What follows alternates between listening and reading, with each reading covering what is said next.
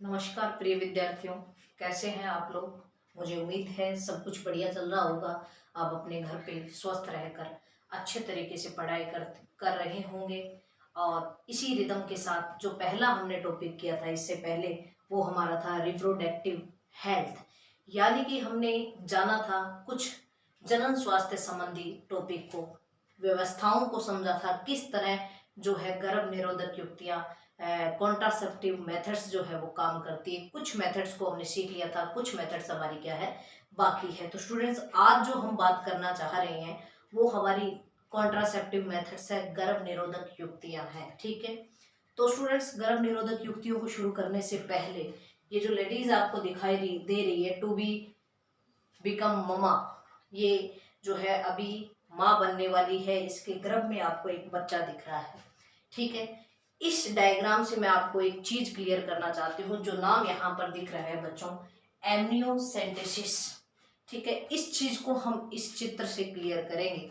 देखिए, ये एक माँ है जिसके यूट्रस के अंदर क्या है, ये बच्चा है। यूट्रस के अंदर जो बच्चा रह रहा है, इस बच्चे को सुरक्षित रखने के लिए इसके चारों ओर एक फ्लूइड भरा रहता है। स्टूडेंट्स, इस फ्लूइड को मैंने ग्रीन कलर से दिखाया है। ये जो फ्लूइड होता है इसको कहा जाता है एमनियोटिक फ्लूइड। क्या कहा जाता है? Amniotic fluid. तो स्थिति क्या रहती है, जब बच्चा माँ के गर्भ में 16 से 22 वीक का होता है, जब बच्चा माँ के गर्भ में 16 से 22 वीक का होता है, उस दौरान एमनियोसेंटेसिस की प्रोसेस की जाती है। किया क्या जाता है स्टूडेंट्स, एक नीडल के द्वारा, यहाँ पर जो एमनियोटिक फ्लूइड भरा होता है उसको निकाला जाता है और फिर उस एमनियोटिक फ्लूइड का एनालिसिस किया जाता है, अध्ययन किया जाता है। तो स्टूडेंट्स, मैं आपको बता दूं, ये जो एमनियोटिक फ्लूइड है इसके अंदर क्या होता है, बेबी की कुछ सेल्स आ जाती है रिमूव होकर, और कुछ बच्चा क्या होता है कभी कभार यूरिन कर देता है, तो वो यूरिन भी क्या आ जाता है, इस एमनियोटिक फ्लूइड के अंदर आ जाता है। अब क्या किया जाता है, जब इसको बाहर निकालकर इसका विश्लेषण किया जाता है, तो इसके अंदर बेबी की सेल्स के अंदर डीएनए मौजूद होता है। ठीक है स्टूडेंट्स। अब इस डीएनए का अध्ययन कर, स्टडी कर हम पता लगा सकते हैं कि बच्चे के अंदर किसी भी प्रकार का कोई डिसऑर्डर तो नहीं है, कोई प्रकार का क्रोमोसोमल डिसऑर्डर तो नहीं है, कोई क्रोमोसोम कटा हुआ तो नहीं है, किसी क्रोमोसोम्स में 2 की जगह तीसरा पेयर तो नहीं है, कहीं ऐसा तो नहीं है कि ट्रायोसोमी हुई है, यानी कि 21वां गुणसूत्र, मान लो ट्रिप 3 बार आ जाए तो 21वें गुणसूत्र पर ट्रायोसोमी यानी कि डाउन सिंड्रोम हो जाए। इसी तरह कोई एडवर्ड सिंड्रोम हो जाए, पटाउ सिंड्रोम हो जाए। बहुत सारे सिंड्रोम होते हैं जो क्रोमोसोमल नंबर के इधर उधर होने से होते हैं। तो कोई वैसा डिसऑर्डर ना हो इस बच्चे में। अगर ऐसा कोई डिसऑर्डर है तो बच्चे का एमटीपी के द्वारा, मेडिकल टर्मिनेशन ऑफ प्रेगनेंसी के द्वारा अबॉर्शन करवा दिया जाता है। ठीक है। तो इसके द्वारा बच्चे में कौन सा रोग है वह पता लगाया जाता है। ठीक है। इसके साथ ही साथ स्टूडेंट, मैं आपको बता दूं, इसके साथ साथ क्रोमोसोमल डिसऑर्डर के साथ साथ मेंडेलियन डिसऑर्डर का भी पता लगाया जा सकता है। मेंडेलियन डिसऑर्डर का पता कैसे लगाया जाएगा, जैसे मान लीजिए बच्चा क्या कर रहा है, शुशु कर दिया इसके अंदर, बच्चे ने क्या कर दिया, यूरिन का सिक्रेशन कर दिया इस फ्लूइड के अंदर, तो फ्लूइड हम बाहर निकालेंगे तो उसके अंदर मूत्र की मात्रा भी आएगी, यूरिन की मात्रा भी आएगी। उस यूरिन का एनालिसिस किया जाता है, उसके अंदर जो केमिकल है बच्चों, उसका एनालिसिस किया जाता है, जिससे हमें सिकल सेल एनीमिया का पता चल जाता है, सामान्य एनीमिया का पता चल जाता है। इस तरह के रोग का भी पता हम लगा सकते हैं। तो बेसिकली एमनियोसेंटेसिस एक प्रोसेस है जिसमें बच्चा जो गर्भ के अंदर है, यूट्रस के अंदर है, इसमें किसी भी प्रकार का कोई रोग तो नहीं है, ये पता लगाया जाता है। ये है इसका मेन उद्देश्य। लेकिन कई बार क्या होता है, हमारे एक चीज की कमजोरी है कि कोई चीज अगर बढ़िया के लिए होती है तो उसका मिसयूज भी होने लग जाता है। ठीक है। कैसे होता है, देखिए, अब ये एमनियोसेंटेसिस की प्रक्रिया में आपको पता है सेल्स आ रही है, अब सेल्स के अंदर क्रोमोसोम है, गुणसूत्र है। अब गुणसूत्र आपको पता है 2 फॉर्म में होते हैं, एक तो एक्स की फॉर्म में होता है, दूसरा वाई की फॉर्म में होता है। एक्स और वाई दोनों की स्ट्रक्चर क्या होती है स्टूडेंट्स, अलग अलग होती है। अब करने वाला पता लगा लेता है कि एक्स एक्स 2 बार है या एक्स वाई है, यानी कि ये जो बच्चा है ये गर्भ के अंदर ये कैसा है, मेल है या फीमेल है, उसका सेक्स का पता लगा सकते हैं।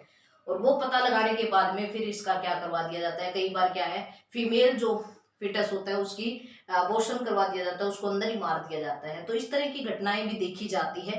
तो इस कारण एमनियोसेंटेसिस पर रोक लगा दी गई। बहुत ही नेसेसरी अगर हो जाए तो कोई ना कोई मेडिकल ब्रांच इसको अलाउ करती है, देन ये करवा पाते हैं, वरना एमनियोसेंटेसिस पर रोक है। और एक एजुकेटेड पर्सन होने के नाते और एक पढ़े लिखे व्यक्ति होने के नाते आपका भी दायित्व बनता है कि इस तरह की प्रोसेस को बढ़ावा ना दे, और कहीं हो भी रहा है तो उन्हें रोकने का प्रयास करें। ठीक है, तो बच्चों ये था एमनियोसेंटेसिस। अब हम रूटीन के अंदर अपना जो टॉपिक चल रहा है गर्भ निरोधक युक्तियां, उनको जानने का प्रयास करेंगे। ठीक है, चलिए देखिए स्टूडेंट्स, हमने क्या पढ़ा? हमने पढ़ा था नेचुरल मेथड। सबसे पहले नेचुरल के बारे में, इसमें क्या करना है, नेचुरल नाम आते ही आपको क्या लगता है कोई जड़ी बूटी खानी पड़ेगी, ये लो प्रकृति से मिली है, नेचुरल है, इसको खाओ बच्चे नहीं होंगे, ऐसा कुछ नहीं है। ऐसी कोई मेथड नहीं है, किसी के भ्रम में मत पड़ जाना। तो नेचुरल मेथड के अंदर आपसी सूझबूझ का काम में लिया जाता है कि ये बॉडी नॉलेज है, इस सूझबूझ को काम में लेकर हम प्रेगनेंसी से बच सकते हैं। एक तो विड्रॉल मेथड, यानी कि सीमेन का जो इजैकुलेशन है वो हम बाहर करवा देंगे। ठीक है, अंदर नहीं जाएगा। सीमेन जो वीर्य है जिसको कहा जाता है वो फीमेल के पार्ट्स के अंदर ही नहीं जाएगा, तो फर्टिलाइजेशन होने की संभावना ही नहीं है। दूसरा था रिदम, कि जिस तरह ओवुलेशन की जिस दिन परिघटना होती है 12वें से 13वें 14वें दिन, उससे लेकर हम 9वें दिन से लेकर हम लगभग 18वें 19वें दिन तक संयम बरतेंगे। उस दौरान हम इंटरकोर्स नहीं करेंगे तो हमारी प्रेगनेंसी की संभावना जो है वो बच जाएगी। इसके अंदर ये है लैक्टेशनल एमोलोरिया, वही बात जो कहते हैं कि 6 महीने तक बच्चे अपनी माँ जो है अपने बच्चे को दूध पिलाती है, तब तक अगर इंटरकोर्स किया जाए तो उस दौरान प्रेगनेंसी की संभावना शून्य रहती है। लेकिन कई बार इसका अनसक्सेसफुल होना भी बना रहता है। 6 महीने ज्यादा से ज्यादा हम इसकी सक्सेसफुल रेट मान सकते हैं। 6 महीने के बाद अगर इंटरकोर्स होता है तो महिलाओं को प्रेग्नेंट होने की संभावना बनी रहती है। ठीक है, ये क्लियर है। इससे आगे चलते हैं हम। नेचुरल मेथड को हमने देख लिया था, इसके बाद में हम देखते हैं बैरियर। बैरियर क्या होता है? बैरियर मतलब कोई रोक, जो रोक रहा है, फर्टिलाइजेशन को रोक रहा है, वो निरोध जिसको कहा जाता है। इसका एक पॉपुलर ब्रांड है बच्चों, निरोध। ठीक है, ये क्या करता है, ये एक फिजिकल सब्सटेंस है जो क्या करता है, स्पर्म को ओवम से मिलने से रोकता है। देखिए मान लीजिए, इसको मैं समझाती हूँ, किस तरह समझेंगे हम इसको। ये फीमेल रिप्रोडक्टिव पार्ट्स है, ठीक है बच्चों, ये हो गया, इस तरह होता है। ठीक है, इसको थोड़ा सा खोल देते हैं यहाँ से। ठीक है, ऐसा है, और अंदर क्या जमा हुआ है इसके अंदर, ये यहाँ पर इनर लेयर है। ठीक है, ये इस तरह जमा हुआ है, और ये है बच्चों वेजाइना, यहाँ पर योनि है। अब क्या होता है, अब देखिए इसके अंदर बैरियर के अंदर क्या होता है। बैरियर के अंदर जब इंटरकोर्स किया जाता है, जब मान लीजिए पेनिस है, ठीक है, ये पेनिस जब इंटरकोर्स करने आता है तो इसके चारों ओर एक रबर का बना हुआ, लेटेक्स का बना हुआ, इसके ऊपर एक खोल सा चढ़ा देते हैं इस तरह। ठीक है, ये इसके चारों ओर कवर कर लेता है इसको। ठीक है, अब क्या है, अब इसके अंदर इंटरकोर्स हो रहा है, ठीक है, सेक्सुअल एक्टिविटी हो रही है, लेकिन बच्चों जो सीमेन है, जो इससे वीर्य निकल रहा है, इससे जो स्पर्म का इजैकुलेशन हो रहा है, वो अंदर के अंदर ही रह जाएगा, इस रबर के बने हुए लेटेक्स के अंदर ही रह जाएगा, ये फीमेल बॉडी में नहीं जा पाएगा। तो यहाँ पर जो एग बैठा हुआ इसका इंतजार कर रहा है स्पर्म का, उसको स्पर्म नहीं मिलेगा, और स्पर्म नहीं मिलेगा तो फर्टिलाइजेशन नहीं होगा, फर्टिलाइजेशन नहीं होगा तो बच्चे पैदा करने की संभावना जो यहाँ पर खत्म हो जाएगी। ये सबसे ज्यादा पॉपुलर है, इसका जो निरोध ब्रांड है वो सबसे ज्यादा पॉपुलर है। और इसमें अगर हम बात करें तो इसको सामान्य भाषा में कहा जाता है कॉन्डोम। सामान्य भाषा में क्या कहा जाता है, कॉन्डोम कहा जाता है। बच्चों मैं आपको बता देती हूँ कि इसका एक सबसे बेस्ट इसको यूज में इसलिए लिया जाता है क्योंकि इसमें STI से बचा जा सकता है, सेक्सुअली ट्रांसमिटेड इन्फेक्शन से बचा जा सकता है। क्यों? क्योंकि अगर मान लीजिए वेजाइना, इसको कोई रोग है, इसके वेजाइना में जो फ्लूइड आ रहा है उसमें मान लीजिए कोई बैक्टीरिया वायरस है, या फिर इसके सीमन में कोई बैक्टीरिया वायरस है, तो खुद के एक दूसरे के साथ मैच नहीं हो, मिलेंगे नहीं एक दूसरे के। इसका वायरस बैक्टीरिया इसमें नहीं जाएगा, इसका इसमें नहीं आएगा, क्योंकि बाहर क्या है, आउटर लेयर है जो बचा सकती है। इस कारण क्या है, इसका सर्वाधिक प्रचलन में इसको लिया जाता है। अब एक चीज और बताती हूँ, ऐसा नहीं है कि सिर्फ और सिर्फ कॉन्डम जो है मेल के लिए आते हो, कॉन्डम जो है फीमेल के लिए भी आते हैं, फीमेल के लिए। और फीमेल वाला कॉन्डम जो है बच्चों एक फनी सी चीज है, मैं बताती हूँ कैसा होता है। देखिए इस तरह होता है, ये मैं मिटा देती हूँ पेनिस वाला डायग्राम और उसको समझाऊंगी फीमेल कॉन्डम को, ठीक है। अब देखो बच्चों क्या होता है, फीमेल कॉन्डम जो होता है उसकी स्ट्रक्चर इस तरह होती है, एक तरफ से तो बंद होता है, दूसरी तरफ से इस तरह खुला हुआ सा होता है, ठीक है, इस तरह। और यहाँ पर एक बोल्ट सा लगा होता है इस तरह, यानी कि थोड़ा सा गड्ढा सा होता है यहाँ पर। अब क्या होगा, इसको फीमेल खुद अपनी वेजाइना में सेट कर लेती है। अब इसको यहाँ से उठाकर इसके अंदर सेट कर ले तो ये घुंडी सी तो यहाँ लग जाती है और ये पूरा इस तरह सेट हो जाता है, इसका वो पार्ट जो है वो बाहर रहता है ऐसे, ठीक है। ये इस तरह ब्लैक कलर से दिखाऊं क्या, ग्रीन से दिखा देती हूँ, ये इस तरह जो है सेट कर लिया जाता है, ठीक है। अब ये सेट हो गया बच्चों, इसके अंदर अगर मान लीजिए पेनिस आकर इंटरकोर्स कर रहा है तो यहाँ पर क्या है, यहाँ पर एक दीवार है जो स्पर्म को अंदर नहीं जाने देगी, स्पर्म को अंदर नहीं जाने देगी, शुक्राणु अंदर नहीं जा पाएगा तो ओवम से नहीं मिल पाएगा, फर्टिलाइजेशन नहीं हो पाएगा, और फर्टिलाइजेशन नहीं होगा तो बच्चे पैदा करने की संभावना जो है वो खत्म हो जाएगी, ठीक है। ये था कॉन्डम जिसको कहा जाता है बैरियर। अब एक बात गौर कर लेना भाई लोगों कि ये जो मेथड है ये वन टाइम यूज है, ऐसा नहीं है कि इसको आप धो के वापस या कैसे बार बार यूज करो, नहीं, इसको सिर्फ और सिर्फ आप एक बार इस्तेमाल में ले सकते हो। अन्य बैरियर के एग्जाम्पल है कुछ, उसको हम बार बार यूज कर सकते हैं, उसके एग्जाम्पल है सर्वाइकल वोल्ट्स। बार बार मतलब क्या है, ये सर्विकल वोल्ट्स जो होते हैं ना, ये यहाँ पर सर्विकल पार्ट्स ये होता है, ये जो पार्ट है ना यहाँ फीमेल का, ये सर्विकल पार्ट्स है, यहाँ पर कुछ वोल्ट से लग जाते हैं जो सिलिकॉन के बने होते हैं, इनको लगा दिया ना ये फिट से हो जाते हैं यहाँ पर, और फिर बाद में पेनिस यहाँ पर इंटरक्रिया कर रहा है तो क्या होगा, वो पार्ट्स जो है पेनिस तो अंदर जाएगा, यहाँ तक आएगा वेजाइना में, लेकिन ये यहाँ पर अगर सीमन का त्याग कर रहा है तो वो जो इसके अंदर सीमन के अंदर जो स्पर्म वगैरह प्रेजेंट है वो अंदर फीमेल पार्ट में नहीं जा पाएंगे। तो ये जो पार्ट्स है वो कौन सा है, वोल्ट्स है। अब ये बता दूं इन चीजों का इस्तेमाल बढ़िया है, क्योंकि ये जो है अगर मान लीजिए कोई ऐसी कंडीशन आती है इसको हटाना चाहते हैं तो हटाकर नॉर्मल भी हम इसमें इंटरकोर्स कर सकते हैं, ठीक है। तो बच्चों तो ये हो गया बैरियर मेथड, ठीक है। आई होप बैरियर मेथड आप सबकी क्लियर है, किसी तरह की कोई दिक्कत नहीं है, कोई दिक्कत है तो बता देना भाई। ये क्लियर हो गया भाई सबका, चलिए आगे चलते हैं। हाँ बैरियर हो गया। केमिकल मैंने आपको करवा दी, केमिकल मेथड में आईयूडीज वगैरह, ठीक है, पिल्स वगैरह कैसे खानी है। हाँ एक पिल्स बता देती हूँ आपको मैं, एक पिल्स होती है मॉर्निंग आफ्टर पिल्स,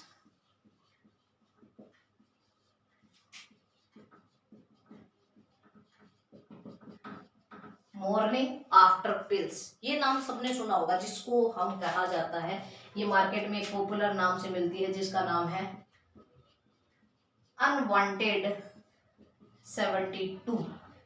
अब पता है बच्चों अनवांटेड का मतलब क्या है, अनवांटेड जिसको हम नहीं चाह रहे, और 72 का मतलब होता है 72 घंटे, ठीक है बच्चों। अब क्या होता है देखिए, अगर मान लीजिए कोई महिला ने सेक्स किया है, इंटरएक्शंस की है, इस तरह की कॉपुलेशन वगैरह की प्रोसेस की है, अब उसने देखा कि ना तो मेरे साथी ने कॉन्डम वियर किया है और ना ही हमने कोई नेचुरल मेथड का यूज किया है, ठीक है, हमने कोई सूझबूझ का काम नहीं किया, ना ही कॉपर्टी वगैरह मेरे कोई लगवाई हुई है, इस तरह का कोई सिस्टम नहीं था। अब वो महिला सोचेगी, दिन याद करेगी कौन सा दिन था, तो दिन देखेगी कि मेंस्ट्रुअल साइकिल का 13वां दिन है, 14वां दिन है, तो बिल्कुल ये तो बिल्कुल वही दिन है जिस तरह ओवुलेशन की घटना होती है, यानी कि अंडोत्सर्ग होता है, ये तो वो दिन है, तो ये तो सबसे खतरनाक दिन है, अब तो प्रेग्नेंट होने की संभावना बनती है। तब वो क्या करती है, नेक्स्ट डे जो वो ये चीज सोच रही है उस दौरान उसको एमरजेंसी एमरजेंसी उसको रिलैक्सेशन मिलता है, किससे, प्रेगनेंसी से, एमरजेंसी कॉन्ट्रासेप्टिव मेथड यूज करती है वो, और उसको कहा जाता है मॉर्निंग आफ्टर पिल्स, जिसको अनवांटेड 72 के नाम से आता है। और बच्चों ये जो पिल्स होती है ये नेक्स्ट डे लगभग 72 घंटे के बाद में, इंटरएक्शंस के लगभग 72 घंटे के बाद में इसको लिया जाता है।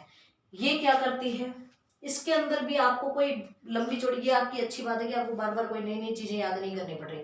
इसके अंदर भी कुछ नहीं है, इसके अंदर भी सीओसी वाली पिल्स, यही सीओसी वाली कंबाइंड ओरल पिल्स, ठीक है, कंबाइंड ओरल कॉन्ट्रासेप्टिव, ठीक है। तो इसके अंदर भी एस्ट्रोजन और प्रोजेस्टेरोन है।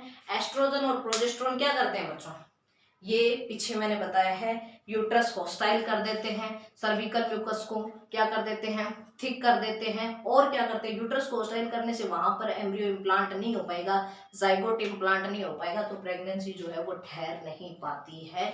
इस कारण अनवांटेड 72 जो है मॉर्निंग आफ्टर पिल्स के नाम से जानी जाती है, ठीक है बच्चों।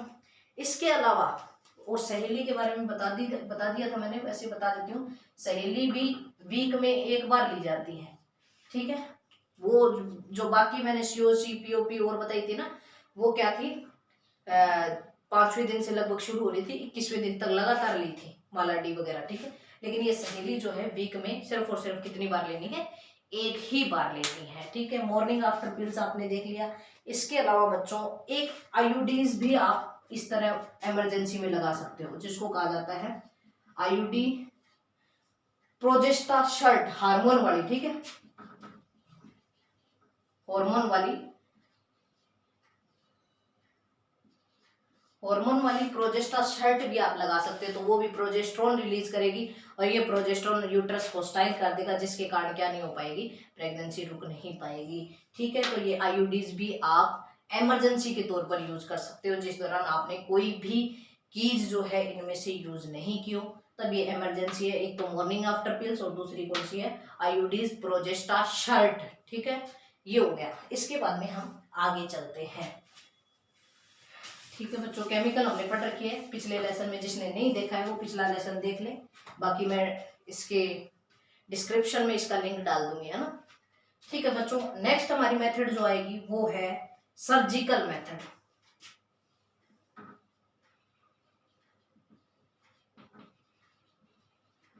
सर्जिकल मेथड हम सर्जरी से पढ़ेंगे, किस तरह जो है सर्जरी करवाकर, सामान्य भाषा में हम इसको, हिंदी में बहुत ही प्रचलित नाम है इसका, नसबंदी, ठीक है,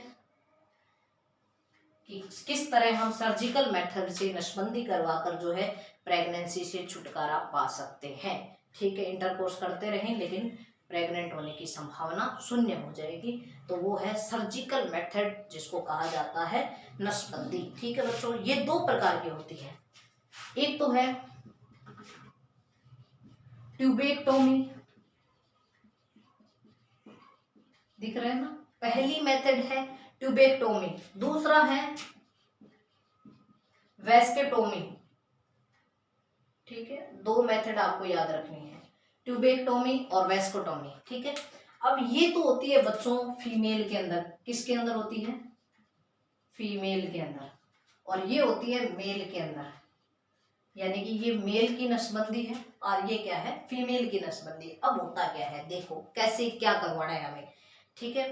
देखो बच्चों ऐसा है कि विड्रोल, रिदमिक, लैक्टेशनल एमोनुरिया, ये सूझबूझ वाली मेथड है। कुछ मेथड केमिकल वाली भी पड़ी, और ये मेथड काम में लेनी ही पड़ती है, क्योंकि हमारे अंदर जो है हार्मोनल इच्छाएं जागृत होती रहती है, हम इसको कंट्रोल नहीं कर पाते।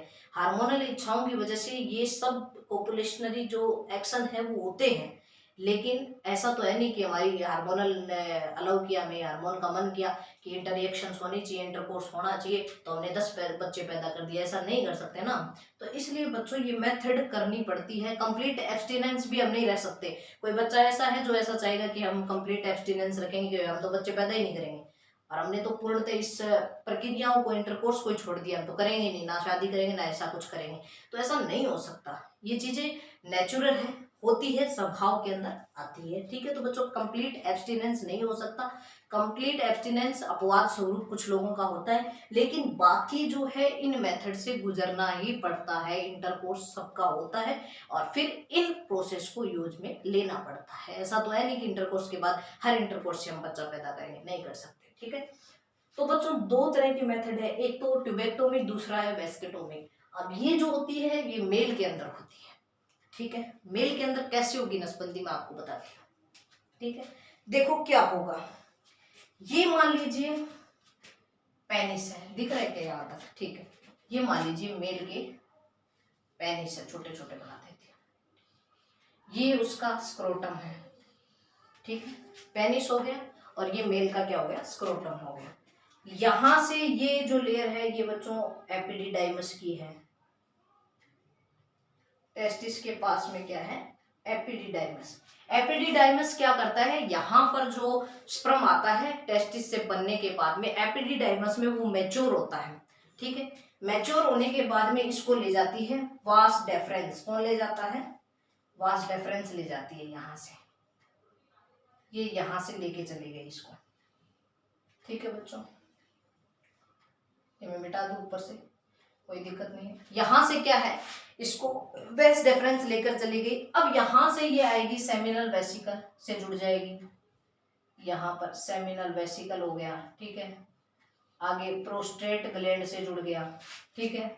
बल्बो यूरिथ्रल आ गई, यहाँ पर बल्बो, ये फीमेल वाला मेल वाला पार्ट्स पढ़ोगे ना बच्चों, वहां आपको पता चलेगा, एक बार नहीं पढ़ा होगा तो पढ़ाना, ठीक है।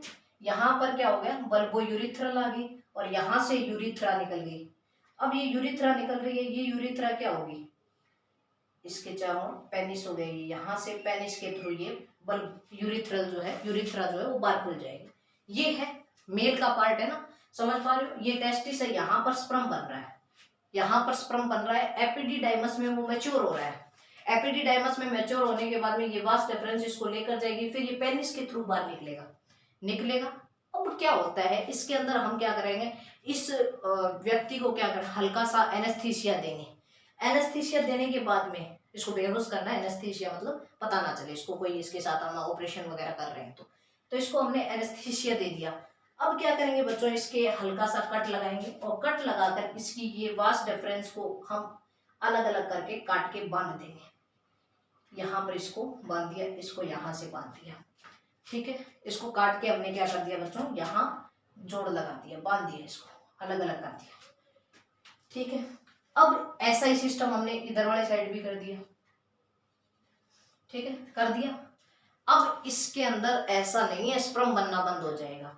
कई बच्चे क्या सोचते हैं कि इसमें स्पर्म बनना बंद हो जाएगा। स्पर्म बनेगा बच्चों, यहाँ पर स्पर्म बनेगा, बनने के बाद में एपिडिडाइमस में जाएगा।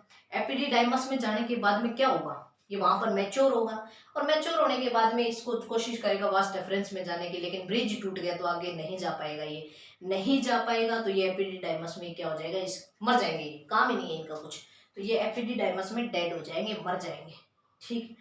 अब जब ये सोच के देखो कि ये मर जाएगा, तो बच्चों को, कईयों को लगता है कि जो इंसान था वो नामर्द हो जाएगा, उसकी तो इच्छाएं ही खत्म हो जाएगी, सारी इच्छा खत्म हो जाएगी, उसको इंटरकोर्स करने का ही मन नहीं करेगा, नामर्द बन जाएगा वो। ऐसा नहीं होता, बात को सुनो, क्यों नहीं होता? क्योंकि हार्मोन तो बन रहा है बच्चों उसमें, यहाँ पर टेस्टिस में हार्मोन तो बन ही रहा है। अब वो हार्मोन क्या होता है? हार्मोन कोई पेनिस के थ्रू तो जाता नहीं है, वो तो ब्लड में जाएगा। हार्मोन ब्लड में जाता है ना, इस बात को मानते हो? हार्मोन कहते हैं किसके?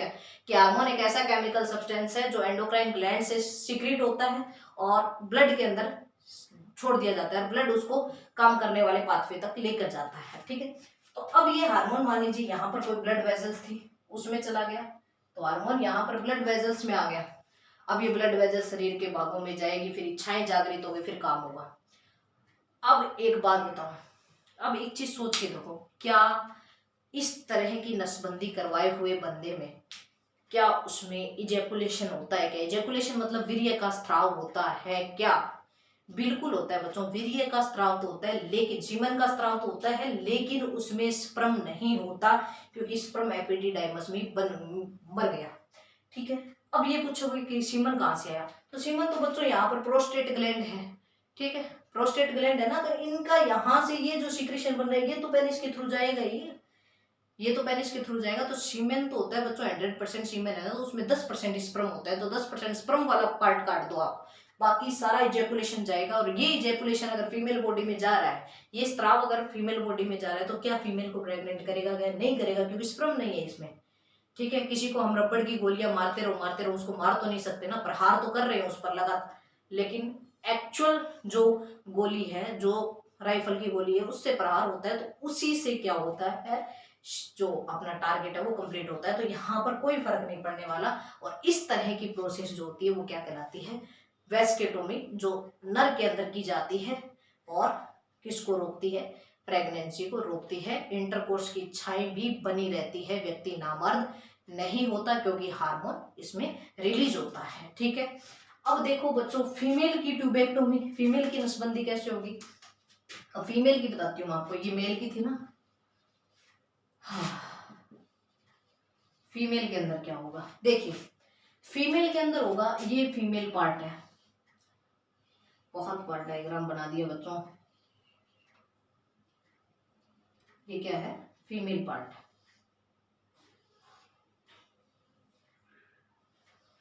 हो गया। अब ये फीमेल पार्ट है, यहां पर क्या है, वेजाइना है, ये लीजिए वेजाइना। हो गया। यहां पर होती है ओवेरी, और ओवेरी से ओवम निकलकर यहां पर आता है। ठीक है, ओवेरी से ओवम निकलकर यहां पर आकर इंतजार करता है किसका, स्पर्म का, कि स्पर्म आए और मुझे क्या कर दे, फर्टिलाइज कर दे। अब बच्चों यहां से आपको पता है पेनिस अपना सीक्रेशन रिलीज करता है। ठीक है, अब ये पेनिस से स्पर्म जाएगा जाएगा जाएगा, यहाँ चला जाएगा, तो स्पर्म क्या कर देगा, इसको फर्टिलाइज कर देगा, जाइगोट बन जाएगा, जाइगोट आकर यहाँ पर क्या हो जाएगा, इम्प्लांट हो जाएगा। तो वो प्रोसेस तो नॉर्मल प्रोसेस है, लेकिन इसमें क्या करते हैं, इसमें हम हल्का सा एनेस्थीसिया दिया और लोअर एब्डोमिनल पर कट लगाया। ठीक है, हल्का सा एनेस्थीसिया देकर, और महिला के क्या किया, एकदम एब्डोमिनल रीजन के नीचे एक हल्का सा कट लगाते हैं। कट लगाकर यहां से इसको बाइंड कर देते हैं, ये काट कर अलग कर दिया, इसको यहां से बांध दिया। ठीक है, अब देखो ये यहां से बांध देने के बाद में बच्चों क्या होगा, ये स्पर्म अंदर तो जाएगा, लेकिन स्पर्म ओवम से नहीं मिल पाएगा, एग से नहीं मिल पाएगा, तो फर्टिलाइजेशन नहीं हो पाएगा। और फर्टिलाइजेशन नहीं हो पाएगा तो क्या होगा, तो फिर फर्टिलाइजेशन नहीं होगा तो बच्चा पैदा नहीं होगा। ठीक है, अब कई बच्चे सोचेंगे कि मैडम इसके तो फिर मेंस्ट्रुअल साइकिल नहीं आएगा, ऐसी महिला की तो एमसी नहीं आएगी। बच्चों ऐसा नहीं होता। मेंस्ट्रुअल साइकिल कहाँ से आता है, मेंस्ट्रुअल साइकिल कोई ओवेरी थोड़ी ना करती है, एग थोड़ी ना करता है मेंस्ट्रुअल साइकिल। मेंस्ट्रुअल साइकिल तो यहाँ पर जमा हुआ, जो जमाव होता है वो आता है, रिलीज होता है। तो ये तो जमाव है, यहाँ से वही रिलीज होता रहेगा वो तो। ठीक है, एमसी आएगी, दूसरी मैथुन इच्छा भी आएगी। क्यों, क्योंकि पॉपुलेशन की इच्छा तो आएगी ना। वो तो क्या है, जो हार्मोन बन रहे हैं, वो हार्मोन मान लो यहाँ पर हार्मोन बन रहा है इस ओवेरी में, तो वो तो ब्लड वेजल्स में जाएगा, ब्लड वेजल्स इसको बॉडी में फ्लो कर देगी, और बॉडी में जाएगा तो बॉडी से क्या होगी, इच्छाएं जागृत होगी। तो ऐसा नहीं है कि नसबंदी करवाने के बाद में इच्छाएं मर जाती है, इच्छाएं रहती है, लेकिन बच्चे पैदा होने की संभावना खत्म हो जाती है। ठीक है, समझ में आ रहा है, कोई दिक्कत नहीं है। अब देखो बच्चों, ये जो है ना, इसका एक नुकसान है। क्या नुकसान है, कि मान लीजिए कोंडम लगाया था, बैरियर लगाया था, तब तो कोई नुकसान नहीं था, उसको हटा दिया तो जब चाहेंगे तब बच्चे पैदा कर लेंगे। ठीक है, ये नेचुरल को अपनाया, तब जब चाहेंगे तब बच्चे पैदा कर लेंगे। लेकिन बच्चों सर्जिकल मेथड अगर नसबंदी करा ली है और बिना मतलब किसी या कोई रीजन से अनफॉर्चुनेटली किसी के बच्चे की डेथ हो जाती है, अब वो दंपति नई संतान चाहते हैं, नई संतान चाहते हैं, तो उसका ये जो ऑपरेशन करवाया हुआ है ये वापस सही होने की संभावना शून्य होती है, तो वो बच्चे पैदा नहीं कर सकते। और एक चीज मैं बता दूं, दोनों को नसबंदी करवाने की जरूरत नहीं है। पार्टनर में से कोई भी एक जना करवा लेता है तो दोनों को करवाने की जरूरत नहीं है, क्योंकि एक के करवाने से आगे वाली को लाभ अपने आप मिल जाता है।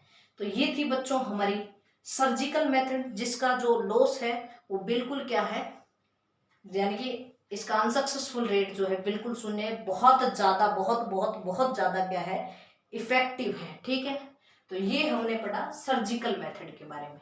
क्लियर है। नेक्स्ट बच्चों मैं आपको बताऊंगी अगली ब्रांच। बच्चों यहाँ पर हमारी ये टॉपिक कंप्लीट हो गया, रिप्रोडक्टिव हेल्थ की डेफिनेशन वगैरह ये सब देख लिया हमने। हमारा पॉपुलेशन का जो ग्रोथ रेट वगैरह हमने देख ली कि पॉपुलेशन कितनी रेट से हमारी बढ़ रही है, 2% थोड़ा सा कम है, प्रत्येक 1000 पे हम हर साल 20 बंदे बढ़ा रहे हैं। कॉन्ट्रासेप्टिव मेथड्स हमने कोंडोम वगैरह, नेचुरल मेथड, सर्जिकल मेथड, नसबंदी सब सीख ली। ठीक है, तो ये हमारी ये भी होगी। अब आएगी बच्चों MTP, medical termination of pregnancy. Medical termination यानी कि क्या है, मेडिकल ब्रांच टर्मिनेट करेगी किसको, प्रेगनेंसी को। ठीक है, कैसे होती है उस पर चर्चा करते हैं। तो ये स्क्रीनशॉट लेना है, स्क्रीनशॉट ले लीजिए, डायग्राम बनाना है डायग्राम बना लीजिए, मैं मिटा रही हूँ। ठीक है बच्चों, चलिए आगे चलते हैं। हाँ ले लीजिए स्क्रीनशॉट, 2 मिनट का समय है आपके पास, कोई दिक्कत नहीं है, आराम से ले लीजिए। हो गया, चलिए। हाँ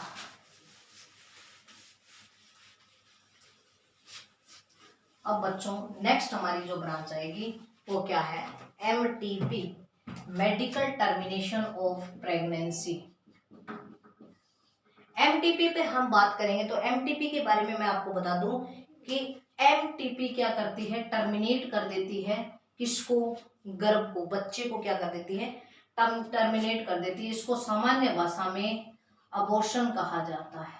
क्या कहा जाता है, अबॉर्शन कहा जाता है। इसमें बच्चे को क्या कर दिया जाता है, गर्भ से निकालकर डिस्ट्रॉय कर दिया जाता है। तो इस प्रकार की प्रोसेस को अबॉर्शन भी कहा जाता है। इसमें किसी न किसी एक डॉक्टर की सलाह होनी जरूरी है। इसमें किसी डॉक्टर का लिखित के अंदर और इसमें डॉक्टर की सलाह लेनी, यानी कि डॉक्टर का निर्णय पूरा जरूरी है कि कोई ना कोई वजह थी इसलिए MTP करवा रहा है। ठीक है ना बच्चों। नेक्स्ट अगर हम बात करें तो ये जो है पर ईयर अगर हम बात करें 40 से 50 मिलियन पर ईयर, 40 से 50 मिलियन पर ईयर क्या होती है, MTP होती है, मेडिकल टर्मिनेशन ऑफ प्रेगनेंसी। यानी कि कहने का मतलब क्या है, हर 100 में 20 लोगों की मेडिकल टर्मिनेशन ऑफ प्रेगनेंसी यानी कि अबॉर्शन होता है। यानी कि 100 महिलाएं अगर प्रेग्नेंट है ना तो उसमें 20 महिलाएं अबॉर्शन करवाती है। ठीक है, तो वो ये रेट यहाँ पर दिख रहा है आपको, 40 से 50 मिलियन पर साल जो है हमारे देश के अंदर अबॉर्शन हो रहा है। और अबॉर्शन का भी एक कानून है, ऐसा नहीं है कोई करवा सकता है कि भाई नहीं चाहिए, 6 महीने हो गए नहीं चाहिए, 5 महीने हो गए बच्चे को नहीं रखना, ऐसा नहीं हो सकता। ये निर्णय आपको पहले करना होता है, बाद में ऐसा नहीं है कि भाई ये हो गया और हम इसको निकालना चाहते हैं, बच्चे को नहीं रखना चाहते, वो सब आप नहीं कर सकते। हाँ किसी का रेप हुआ है या बच्चे में कोई डिसऑर्डर है उस दौरान करवा सकते हो आप, वो बिल्कुल चिकित्सक की सलाह पर करवा सकते हो, अन्यथा MTP पर प्रतिबद्ध है। ठीक है, तो यहाँ पर हम बताएं तो 1971 में इसके ऊपर जो है इसको लीगलाइज्ड कर दिया था, इस पे कानून बन गया था कि भाई बहुत ही नेसेसरी तरीके है तो ही, बहुत ही जरूरत है तभी आप करवा सकते हो, यानी कि इसको कानून में शामिल कर लिया था, लीगलाइज्ड कर दिया था इसको। ठीक है, अब नेक्स्ट अगर बात करें तो हम इसके अंदर एक एक्ट और बना था जो 2017 के अंदर बना था। 2017 में इस पर पूर्णतः बहुत ही प्रतिबंध लगा दिया था और इसको बहुत ही मतलब बहुत ज्यादा सरकार ही इसको अलाउ करेगी तभी आप करवा सकते हो, अन्यथा आप नहीं करवा सकते। ठीक है, तो ये चीज भी है। क्यों बच्चों, इसमें नुकसान है। एक तो जनसंख्या की रेट गिर रही है, पता लगा रहे हैं लोग, सेक्स का पता लगवा रहे हैं, फीमेल है तो उसको मार रहे हैं। दूसरा इसमें माँ की जान को भी खतरा है। कुछ तरह इस तरह की प्रोसेस भी है जो चल रही है, इस कारण इस पर जो है रोक लगाई गई है। तो 2 कानून आपको 1971 वाले, एक तो 1971 में इसको क्या किया था बच्चों, इसको लीगलाइज किया गया था और 2017 में इसकी वजह पूछी गई थी कि किस वजह से करवा रहे हो। ठीक है, तो ये 2 कानून आपको याद रखने हैं। अब देखिए स्टूडेंट, इसके अंदर जो मुख्य है वो है MT पिल। इसके अंदर क्या दिया जाता है, एक पिल है जिसको कहा जाता है MT पिल। और इसके अंदर बच्चों MT पिल के अंदर मेथड है ये इसकी, इसमें एक केमिकल होता है जिसको RU 486 कहा जाता है। RU 486 कहा जाता है इस केमिकल को। RU 486 क्या है बच्चों, ये एक एंटी प्रोजेस्टेरोन है। क्या है, एंटी प्रोजेस्टेरोन है। अब एंटी प्रोजेस्टेरोन क्या करेगा बच्चों, आपको पता है प्रोजेस्टेरोन के विपरीत काम करेगा, न तो यूट्रस को तैयार होने देगा, सर्विकल म्यूकस पर भी प्रभाव डालेगा। कहने का मतलब ये प्रेगनेंसी को खत्म कर देगा पूर्णतः। ठीक है, तो ये एक तरह की एक अबॉर्शन की प्रक्रिया है जिसका नाम MT पिल है। इसके अंदर RU 486 के नाम का केमिकल, इसको मिफीप्रेस्टोन भी कहा जाता है। मिफीप्रेस्टोन भी कई जगह नाम मिल सकता है आपको, मिफीप्रेस्टोन, मिफीप्रेस्टोन ये भी याद रखना। ठीक है ना, मिफीप्रेस्टोन। तो ये हो गया। अब क्या है इसके अंदर बच्चों क्या हो जाती है, यूट्रस की लाइनिंग अंदर की जो लाइनिंग है यूट्रस की वो डैमेज हो जाती है, वो टूटती है, बहुत सारी इसके अंदर ब्लीडिंग होती है, रक्त का स्राव बहुत ज्यादा होता है, क्योंकि बच्चा भी टूट टूट कर बाहर निकलता है, तो इसके अंदर ब्लीडिंग भी बहुत ज्यादा होती है। इसके साथ साथ इसमें तकलीफ भी जो है महिला को ज्यादा होती है। ठीक है बच्चों, तो एक तो ये हो गया 20% प्रेगनेंसी जो है वो इससे रोकी जाती है, ये चीज हमने देख ली। और इसमें एक है डीएनसी मेथड हो रहा है, ये दो याद रख लेना आप, बस नाम नाम याद रखने और कुछ नहीं है। एक तो अबॉर्शन की मेथड RU 486 और एक का नाम है डीएनसी।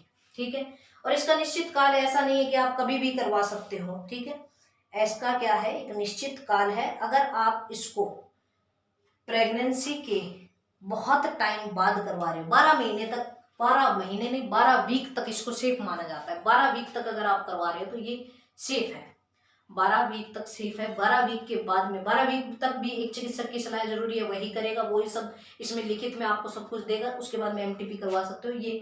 और 12 वीक के भी आप अगर ऊपर 3 वीक करते हो तो आपको 2 चिकित्सक के लिखित में बयान वगैरह सब कुछ होने चाहिए, उसके बाद में आप MTP करवा सकते हो।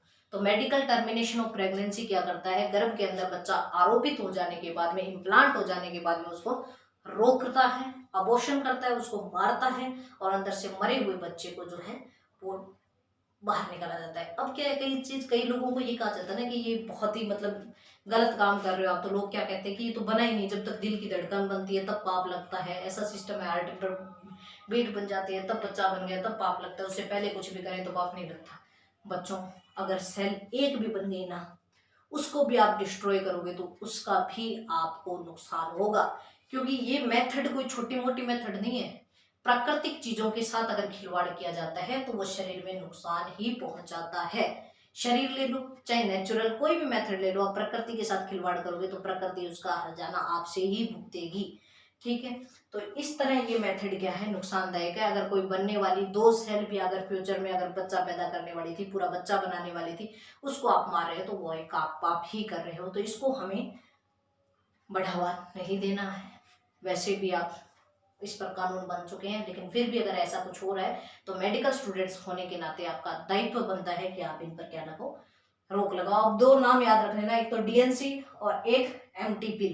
ठीक है ना, मेडिकल टर्मिनेशन पिल है एक, 2 याद रख ले, बाकी आपको कुछ याद नहीं रखना। और 2 कानून याद रखने हैं, एक तो 1971 वाला और 2017 वाला। ठीक है बच्चों, तो अब हमने यहाँ तक क्या क्या टॉपिक कर लिए हैं, MTP तक कर लिए, रिप्रोडक्टिव हेल्थ होगी, पॉपुलेशन कॉन्ट्रासेप्टिव मेथड, MTP। अब ART STI 2 टॉपिक हमारे बच्चे हैं जो हम नेक्स्ट वीडियो में करेंगे। आज के लिए इतना है, धन्यवाद विद्यार्थी।